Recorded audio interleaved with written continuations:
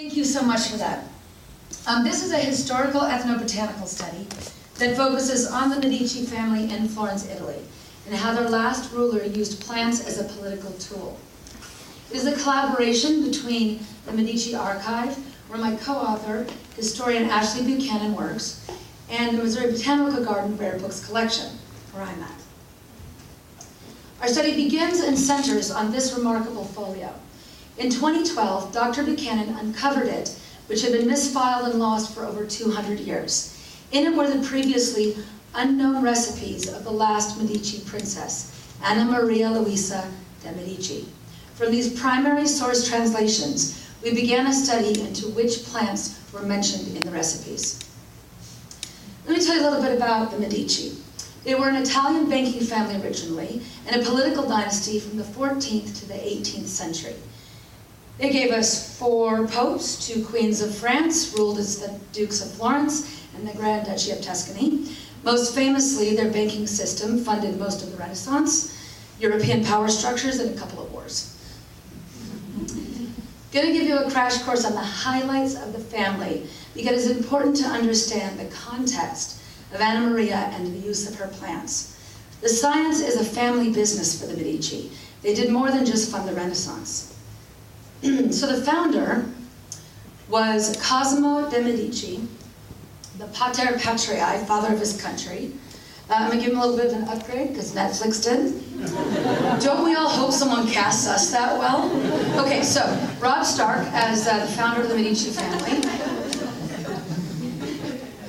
But the one who is his grandson, Lorenzo, the Magnificent, who's the most famous. He also gets an upgrade from Netflix. It's not quite as good though, is it? Lorenzo the Magnificent was the most famous, and his scope and influence was far-reaching. He had a keen interest in building scientific knowledge, including and extensively about plants. So for instance, there's records of him receiving in 1473 a diplomatic gift from the Mamluk Sultan of Egypt to Florence that included spices, aromatics, and medicinal herbs from across the Middle East and Asia. This was very typical. Cosimo I was the first royal duke. That's when they married into royalty, bought their way into royalty, and was known for his curiosity in many fields, including alchemy. He opened the first foundries or science workshops, and he opened them in his own palace, the Palazzo Vecchio. So this was in his home.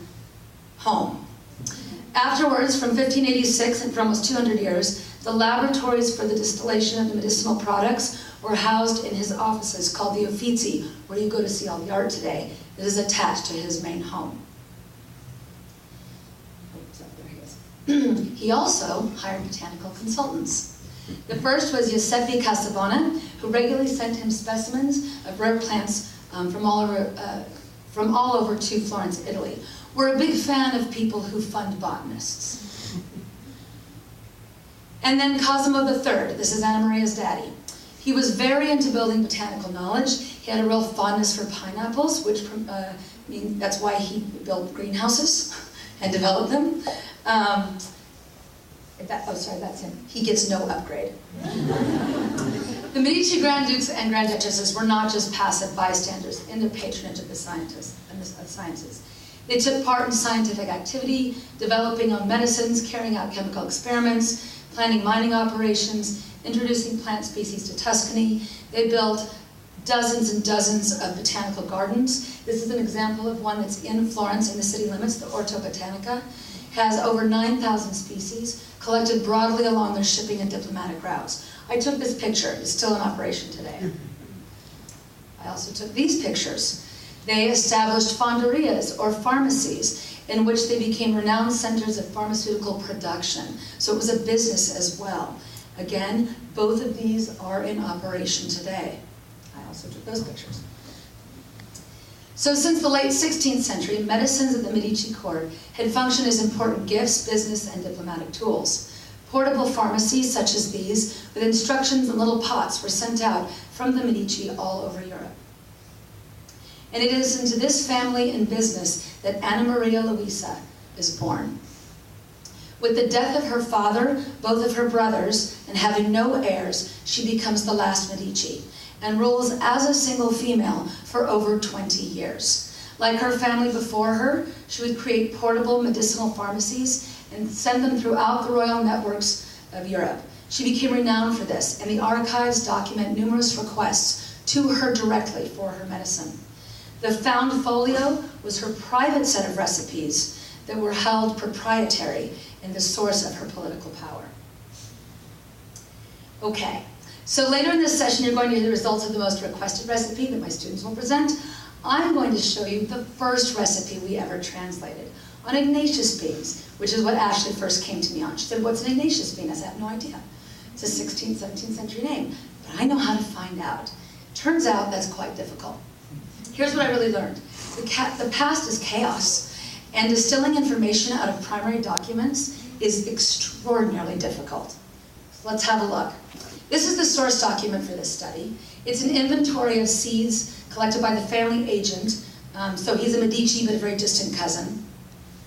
And it says that there's a list of stones and roots, medical remedies to Signor Thomas Medici, placed in little wrappings that include descriptions distinguishing each thing, all of them going in route, and surface marked today, the 18th of January, 1714. That's a translation. And then here's the list. And what we were focusing on was right here. 6 Ignatius beans that go in the little mouth. So these beans were wrapped up and sent out. Let me clarify delicately. The little mouth, these were suppository. Further clarification, that only the female anatomy could accommodate. You all clear on what a little mouth is? Excellent, moving on. All right, I mean there's this code, and yeah. What plant is being referenced in this document? Can we document the transfer of botanical knowledge from the native and indigenous area to Anna Maria Luisa? And what is the expected biological effect given the known biochemistry?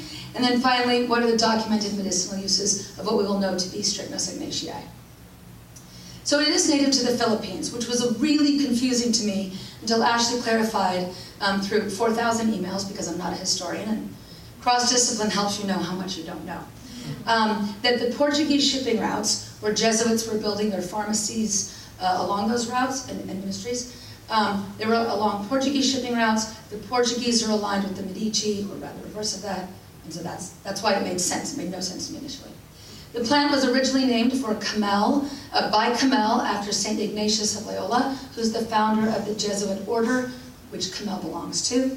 And then, of course, that led us very quickly, with the herbariums and the help of Smithsonian, on figuring out what the native names are. Camel is darling. He was the first to publish on this. He's a Jesuit missionary, pharmacist, and naturalist. He went to the Philippines and then stayed there till his death. You know him, actually, if you don't know him. Camellias are named after him. Linnaeus was a fan. He just altered how to spell his name. So he wrote the first major work on the plants of the Philippines, describing the herbs and medicinal plants.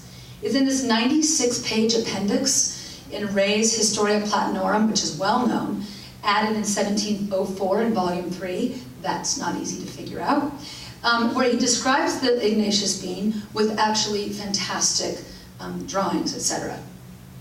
Now, the timeline for this is key, because there's this time period, and for the time, it's a very tight window, not to us, but back then, of getting this name consistency documented. So, here's how it works. Tracking over, starting in the Philippines. 1687, Camel heads to the Philippines. 1696, a man named Samuel Brown, a physician in India with the East India Trading Company, requests Camel to send him information on the plants of the Philippines. A year later, Camel sends that in 1697. Brown then forwards that to Ray, who includes it as an appendix in the Historia Platanorum, and it's published in 1704. In 1714, in Portugal, Thomas Medici is using that name in that document, sends it to Italy to Cosimo III, who turns around and hands it to his daughter, Anna Maria Luisa. Under the wire. The instructions were to insert the St. Ignatius beans to lower the menses and suffering of women. Okay, there are many things we can't know for certain in history, but here's one thing we do know. She didn't use the beans. And here's why. There's strychnine and brucine. They're the main bioactive components. Strychnine, it's an aggressive neurotoxin, muscle spasms, seizures, cardiac arrest. respiratory failure, brain damage, death. No one put beans anywhere. They were collected and put in her collection and held. So while this is an extraordinarily interesting first document that formed the collaboration, it wasn't one that she was using, at least as a political alliance. No one's going to thank her for that. But there is an interesting record that indicates that it might have been a little bit different in the way it was first transferred from the Jesuits, or to the Jesuits. Now, this record I consider suspect. It's from 1857, so you're bringing to the table a lot of prejudices of the time. However, Houseman records that he calls the beans a Danic gift from the natives to the Jesuits. Now, this is based on the myth of Danae, mother of Perseus, and the legend is that her son was prophesied to kill his grandfather, so they lock her up. Zeus, as he does, sails in and impregnates her in the form of rain. That's her up in the corner. She raises Perseus.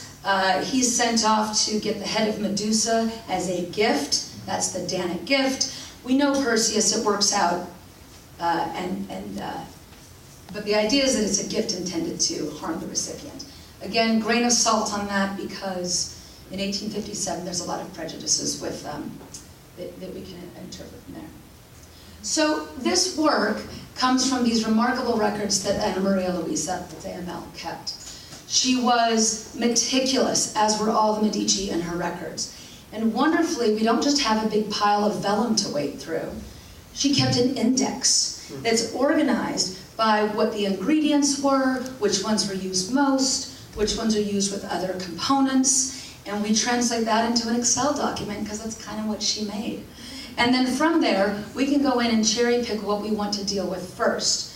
And you would go in and you can pick which recipe you want to look at, and it will tell you the location, and you can then pull that out directly from our archives. I happen to know that this one doesn't have any plants in it, but it will help with ghosts.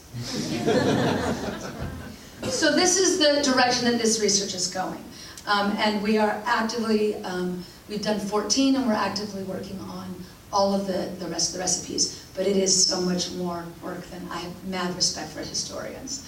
And even as she taught me things like, Portuguese shipping routes, everyone knows that, History 101, I also had to explain to her that plants had sex. So everyone learns a lot when you're doing cross-discipline research. But it is widely collaborative with a lot of support from a lot of different areas, helping us figure out and put together these pieces. And every one of them are important. Thank you. I'll take your questions.